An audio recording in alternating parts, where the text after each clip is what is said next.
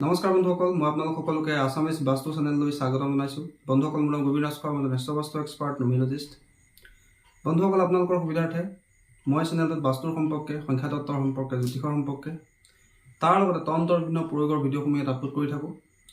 গতিকে যদিহে আপোনালোকৰ মোৰ চেনেলৰ ভিডিঅ'সমূহ চাই ভাল লাগে, অনুগ্ৰহ কৰি মোৰ চেনেলটো ছাবস্ক্ৰাইব কৰিব, ভিডিঅ'সমূহ লাইক কৰিব, কমেণ্ট কৰিব আৰু যিমান পাৰে শ্বেয়াৰ কৰিব। বন্ধুসকল, আজি মই আপোনালোকৰ লগত বাস্তুশাস্ত্ৰৰ এটা বিশেষ বিষয়ক লৈ আলোচনা কৰিবলৈ আগবাঢ়িছোঁ। বন্ধুসকল, আমি সকলোৱে জানো যে আমাৰ ঘৰৰ বাস্তু আমাৰ কাৰণে কিমান ইম্পৰ্টেণ্ট।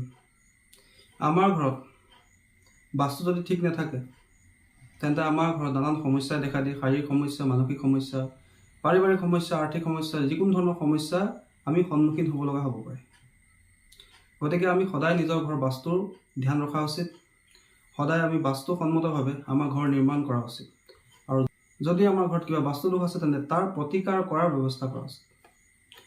বন্ধুসকল, এতিয়া কথা হ'ল, বাস্তু এটা বহুত ডাঙৰ বিষয়। গোটেই বাস্তুৰ বিষয়খিনি এটা ভিডিঅ'তে কোৱাটো সম্ভৱ নহয়। গতিকে বন্ধুসকল, আজি মই আপোনালোকক কেৱল ঘৰত কেনেধৰণৰ ফাৰ্নিচাৰ ৰাখিব লাগে, বাস্তু অনুসৰি কেনেধৰণৰ ফাৰ্নিচাৰ ৰাখিলে আমাৰ ঘৰৰ কাৰণে ভাল, সেই বিষয়ে ক'বলৈ আগবাঢ়িছোঁ। গতিকে অনুগ্ৰহ কৰি ভিডিঅ'টো শেষলৈকে চাব যাতে সম্পূৰ্ণ কথাখিনি বুজি পায়। বন্ধুসকল, আমাৰ সকলোৰে ঘৰত ফাৰ্নিচাৰটো থাকেই। চকী, table, dining table, bed, sofa set ইত্যাদিবিলাক সকলোৰে থাকেই।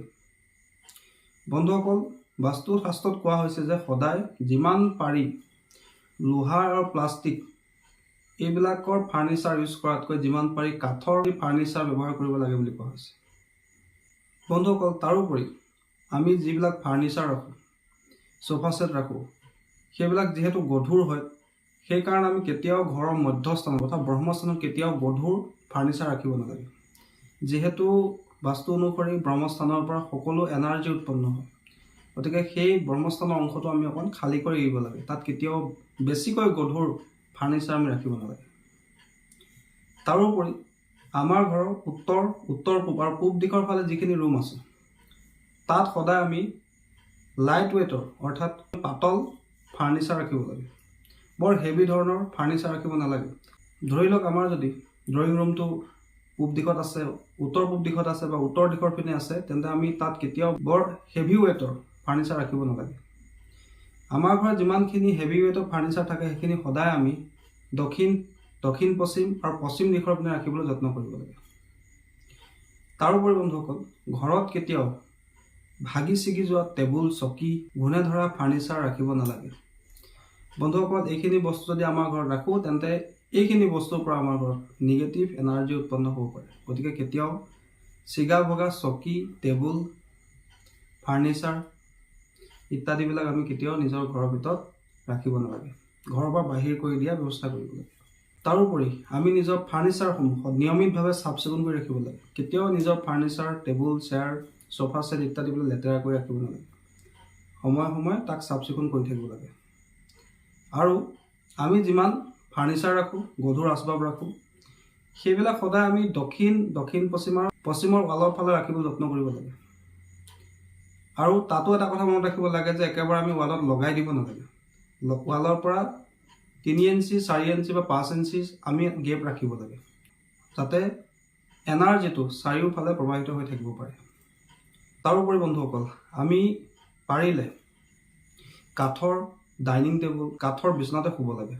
বন্ধুসকল, লোহাৰ হৈছে শনিৰ সামগ্ৰী। গতিকে লোহাৰ বিচনাত শুলে হয়তো আপোনালোকৰ শাৰীৰিক সমস্যা, বিষ খুব বৃদ্ধি পাব পাৰে।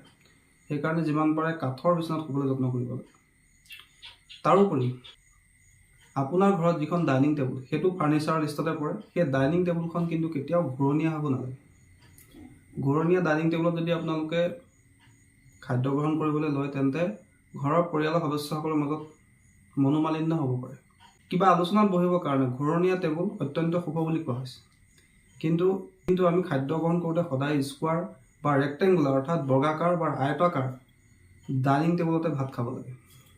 যদি আপোনালোকৰ ফাৰ্নিচাৰ কেতিয়াবা কভাৰবিলাক বেয়া হৈ যায়, এৰাই যায়, তেন্তে তাক ৰিপেয়াৰিং কৰি ল'ব লাগে। কেতিয়াও ফটা চিটা কভাৰ লাগি থকা ফাৰ্নিচাৰ ঘৰত ৰাখিবও নালাগে। যদি আপোনাৰ এনে অৱস্থাত আছে তেন্তে তাক ৰিপেয়াৰ কৰি ল'ব লাগে। তাৰোপৰি যিমান ভাল কাঠৰ ফাৰ্নিচাৰ আপুনি ব্যৱহাৰ কৰিব পাৰে সিমানেই ভাল বুলি শাস্ত্ৰত কোৱা হৈছে। বন্ধুসকল, গতিকে আমি ফাৰ্নিচাৰ ৰাখোঁতেও, ঘৰত যেতিয়া আমি ফাৰ্নিচাৰ ৰাখোঁ সেইখিনি আমি ভালকৈ চিজিল কৰি ৰাখিব লাগে।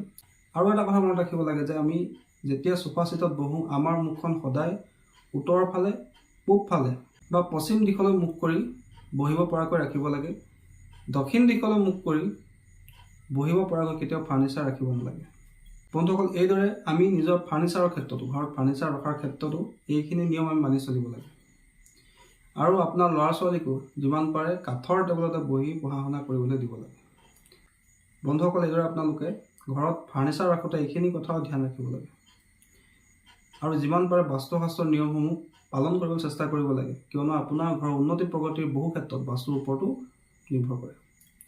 বন্ধুসকল, আশা কৰিছোঁ আজি আপোনাৰ ঘৰৰ ফাৰ্নিচাৰ সম্পৰ্কীয় এইকেইটা বাস্তু টিপছৰ সম্পৰ্কে জানি ভাল লাগিলে। যদি ভাল লাগিলে অনুগ্ৰহ কৰি ভিডিঅ'টো লাইক কৰি দিব, কমেণ্ট কৰিব আৰু মোৰ চেনেলটো ছাবস্ক্ৰাইব কৰিব। ধন্যবাদ।